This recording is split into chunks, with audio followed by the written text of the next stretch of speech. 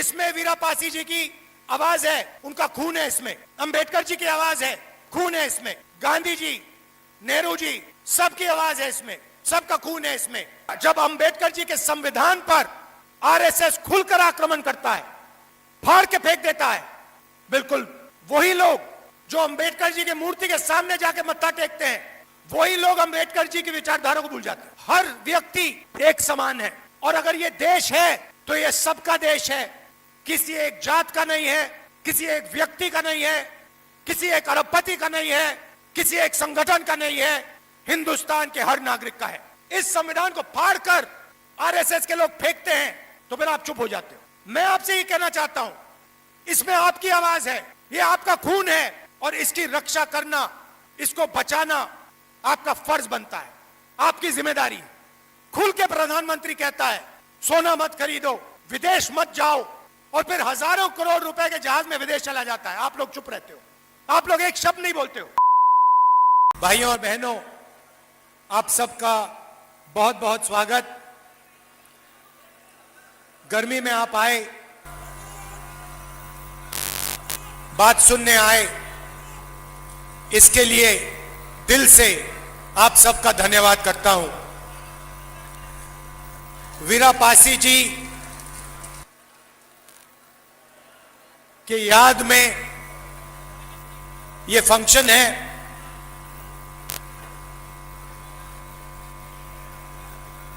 उनकी जो लड़ाई थी, उनका जो त्याग था, उसको याद कर रहे हैं हम आज। मगर जब मैं भाषण सुन रहा था तो मैं सोच रहा था कि हां, हम पासी जी की याद करते हैं, अंबेडकर जी की याद करते हैं, मगर जो विचारधारा अंबेडकर जी की थी, वीरापासी जी की थी, उसकी रक्षा ठीक से नहीं करते। हमारे सामने, आंखों के सामने संविधान पर आक्रमण हो रहा है। संविधान कोई मामूली किताब नहीं है। कॉपी देना संविधान की है, लाओ। यह कोई मामूली किताब नहीं है। यह मत सोचिए कि ये जो किताब है ये मामूली चीज है। ये मत सोचिए कि ये किताब आजादी के बाद लिखी गई थी। इस किताब में एक विचारधारा है, वो अंबेडकर जी के खून में थी, वीरापासी जी के खून में थी, महात्मा गांधी जी के खून में थी, और हर प्रदेश में आपको कोई ना कोई व्यक्ति मिलेगा जो इस किताब के लिए लड़ा था और मरा था। केरल में नारायण गुरु जी, कर्नाटक में बसवना जी, बुद्ध भगवान, गुरु नानक, कबीर, इन सब की आवाज इस संविधान में है। हम बड़े बड़े फंक्शन करते हैं, फोटो के सामने हाथ जोड़ देते हैं, मूर्ति के सामने मत्था टेक देते हैं, मगर जब हमारे आंखों के सामने वीरापासी जी की विचारधारा का अपमान किया जा रहा है, उसके चित्र चित्र उड़ाए जा रहे हैं, तो फिर हम चुप हो जाते हैं। अंबेडकर जी की बात होती है, हाथ जोड़े जाते हैं, मगर जब अंबेडकर जी के संविधान पर आरएसएस खुलकर आक्रमण करता है, फाड़ के फेंक देता है, बिल्कुल वही लोग जो अंबेडकर जी की मूर्ति के सामने जाके मत्था टेकते हैं, वही लोग अंबेडकर जी की विचारधारा को भूल जाते हैं। वही लोग अंबेडकर जी की विचारधारा की रक्षा नहीं करते। यही कमी है।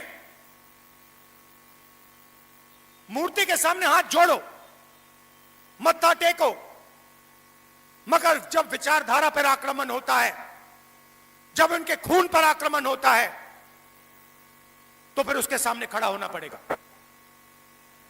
और यह आक्रमण सिर्फ संविधान पे नहीं हो रहा है, क्योंकि संविधान क्या कहता है, वीरा पासी जी ने क्या कहा, अंबेडकर जी ने क्या कहा, एक ही चीज कही थी, हिंदुस्तान में हर व्यक्ति को अभ्यास का सही फल मिलना चाहिए। हर व्यक्ति एक समान है, और अगर यह देश है तो यह सबका देश है, किसी एक जात का नहीं है, किसी एक व्यक्ति का नहीं है, किसी एक अरबपति का नहीं है, किसी एक संगठन का नहीं है, हिंदुस्तान के हर नागरिक का है।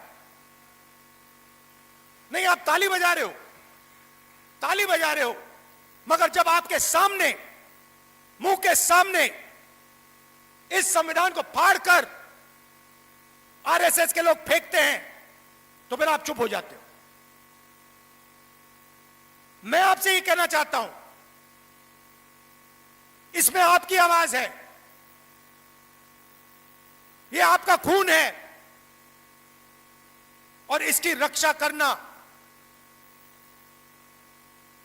इसको बचाना आपका फर्ज बनता है, आपकी जिम्मेदारी है। नरेंद्र मोदी आपसे कहते हैं कि विदेश मत जाओ, आपसे कहते हैं सोना मत खरीदो, आपसे कहते हैं इलेक्ट्रिक गाड़ी खरीदो। आने वाले समय में किसान के पास खाद नहीं होगा,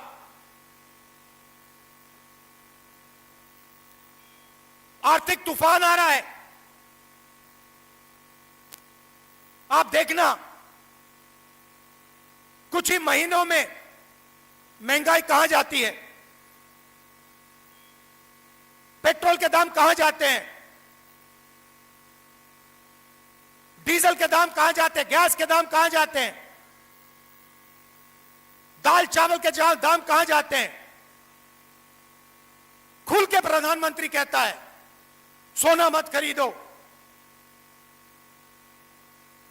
विदेश मत जाओ, और फिर हजारों करोड़ रुपए के जहाज में विदेश चला जाता है। आप लोग चुप रहते हो, आप लोग एक शब्द नहीं बोलते हो, और 24 घंटा प्रधानमंत्री इस पर आक्रमण करता है, वोट चोरी करता है, इस पर आक्रमण करता है, मनरेगा को खत्म करता है, इस पर आक्रमण करता है, जाति जनगणना नहीं करवाता, इस पर आक्रमण करता है, अंबानी अदानी को पूरा देश बेच देता है, इस पर आक्रमण करता है।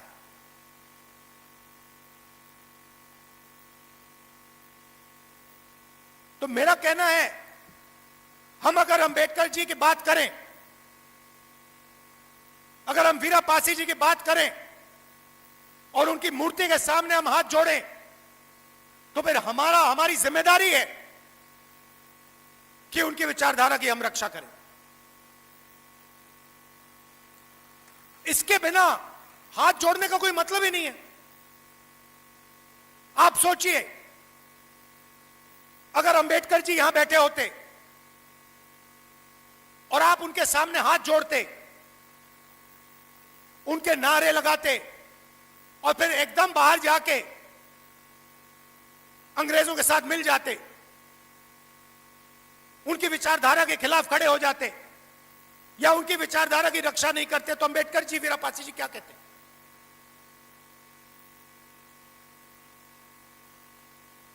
तो जब हम अंबेडकर जी की याद करते हैं, वीरापासी जी की याद करते हैं, गांधी जी की याद करते हैं, बुद्ध भगवान की याद करते हैं, तो जिम्मेदारी, पहली जिम्मेदारी उनकी विचारधारा की रक्षा करने की। और यह मैं चाहता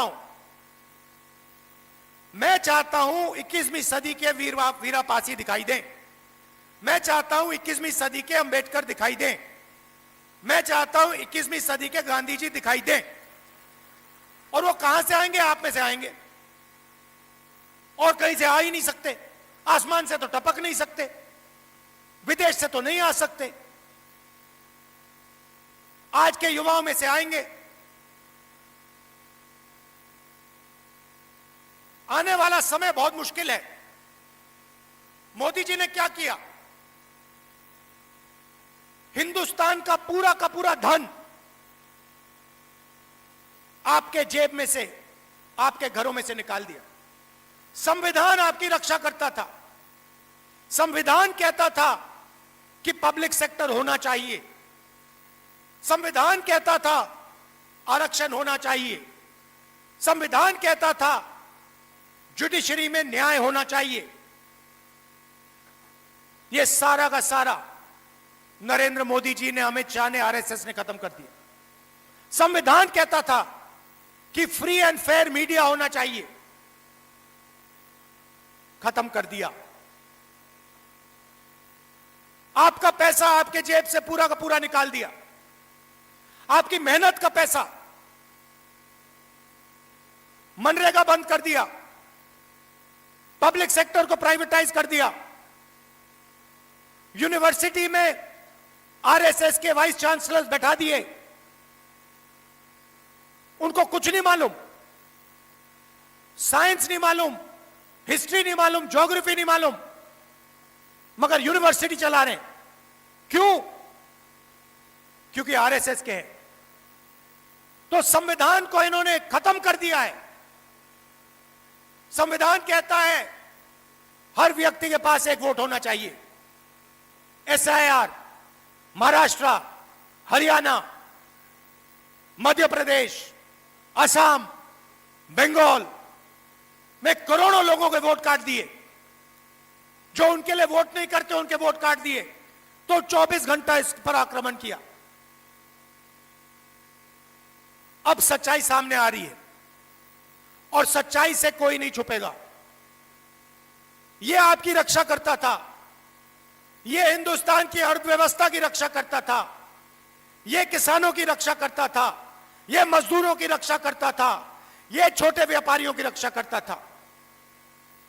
नरेंद्र मोदी ने इसको खत्म कर दिया। आपके जेब में से पैसा निकाल दिया। नोटबंदी से इसने किसानों को खत्म किया, छोटे व्यापारियों को खत्म किया, रोजगार बंद किया, और अब ईरान और अमेरिका के बीच में युद्ध हो गया। अभी आपको बात समझ नहीं आई कि हुआ क्या है।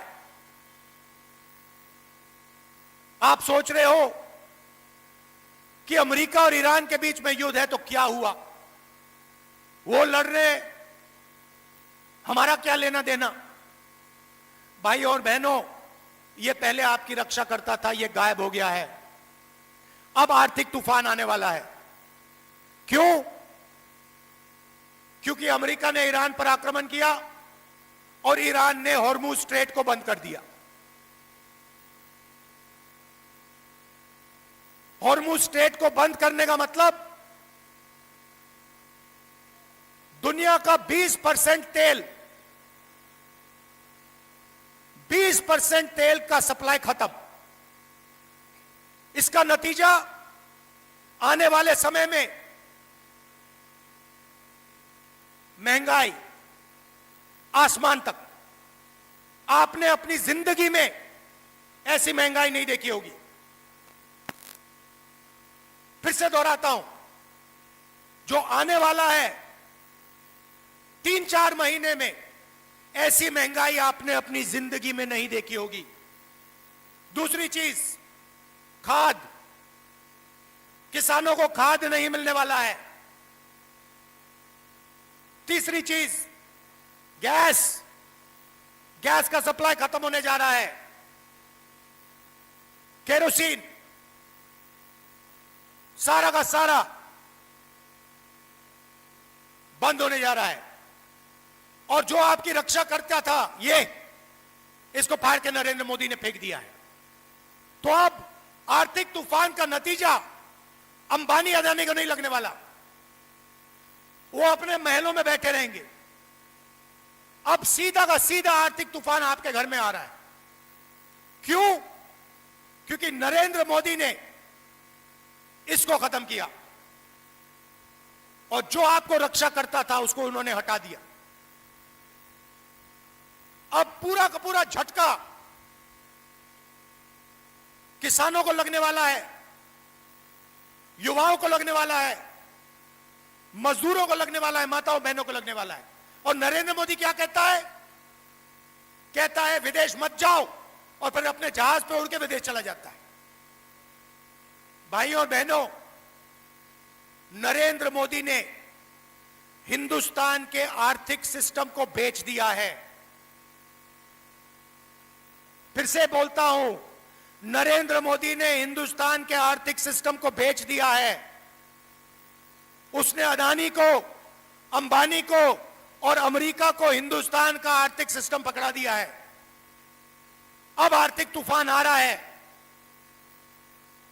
और नरेंद्र मोदी और हिंदुस्तान की सरकार आपको नहीं बचा पाएगी। देखना, 2-3 महीने में आपको पता लग जाएगा कैसा जबरदस्त झटका लगने वाला है। और आप याद रखना, नरेंद्र मोदी कहेगा, आपसे कहेगा, रोएगा, जैसे कोविड के समय रोया था, जैसे नोटबंदी के समय रोया था, रोएगा और कहेगा मेरी गलती नहीं है। और मैं आपको बता रहा हूं कि गलती सिर्फ नरेंद्र मोदी, अमित शाह और आरएसएस की है, क्योंकि इन्होंने इसको खत्म किया है। देख लेना, 1 महीने के अंदर टीवी पे आएगा नरेंद्र मोदी, रोएगा, हाथ जोड़ेगा, जैसे नोटबंदी में कहा था मुझे लटका देना फांसी से। नोटबंदी उसने की, आपसे पैसा उसने छीना, आपके घर से पैसा उसने छीना, और फिर आके हाथ जोड़ दिए और कहा कि मुझे लटका देना फांसी पे अगर काला धन नहीं खत्म हुआ। काला धन खत्म हुआ। उसके बाद कोविड के समय वही बात की, मजदूरों को मरवा दिया, घर भेज दिया, लॉकडाउन कर दिया और अरबपतियों का लाखों करोड़ रुपए कर्जा माफ कर दिया। और फिर से करने वाला है। चुनाव से पहले कहा कि पेट्रोल की कोई कमी नहीं है, गैस की कोई कमी नहीं है, पेट्रोल के दाम नहीं बढ़ेंगे। और आज जब पेट्रोल के दाम बढ़ रहे हैं तो अंबानी पेट्रोल हिंदुस्तान के बाहर भेज रहा है। अंबानी रूस से पेट्रोल खरीदता है और बाहर बेचता है। और अंबानी नरेंद्र मोदी की फंडिंग उस पेट्रोल के पैसे से करता है। यह सच्चाई है। रास्ता क्लियर है, रास्ता दिखाया गया है। पहले अंबेडकर जी का रास्ता है, नेहरू जी का रास्ता है, गांधी जी का रास्ता है, वीरपासी जी का रास्ता है, बुद्ध भगवान का रास्ता है, नारायण गुरु, बसवना, ये सब, इन सब लोगों ने रास्ता दिखाया है। आप मूर्तियों के सामने हाथ जोड़िए, घंटों जोड़िए, मत्था टेकिए, मगर जब उनकी विचारधारा पर आक्रमण होता है तो फिर खड़े हो जाइए और पीछे मत हटिए। यही है मतलब, यही है मतलब मत्थे टेकने का, यही है मतलब हाथ जोड़ने का। नारों से कुछ नहीं होने वाला। इसकी रक्षा कीजिए। इसमें वीरापासी जी की आवाज है, उनका खून है इसमें। अंबेडकर जी की आवाज है, खून है इसमें। गांधी जी, नेहरू जी, सबकी आवाज है इसमें, सबका खून है इसमें। आवाज की और खून की रक्षा कीजिए। हाथ जोड़ने से अब कुछ नहीं होने वाला है, खड़ा होना पड़ेगा, लड़ना पड़ेगा। दिल से आपका धन्यवाद करता हूं, आप दूर दूर से आए, गर्मी में आपने बात सुनी, मगर अब जब आप घर जाओगे, जब ये आरएसएस से कार्यकर्ता आपके सामने आएंगे, नरेंद्र मोदी की बात करेंगे, अमित शाह की बात करेंगे, उनसे आप सामने उनको कहो कि आपका प्रधानमंत्री गद्दार है, आपका होम मिनिस्टर गद्दार है, आपका संगठन गद्दार है, आपने हिंदुस्तान को बेचने का काम किया है, आपने हमारे संगठन, आपने हमारे संविधान पर आक्रमण किया है, आपने अंबेडकर जी पर आक्रमण किया है, आपने वीरापासी जी पर आक्रमण किया है, आपने गांधी जी पर आक्रमण किया है। खुल के उनसे कहिए। दिल से आपका धन्यवाद करता हूं।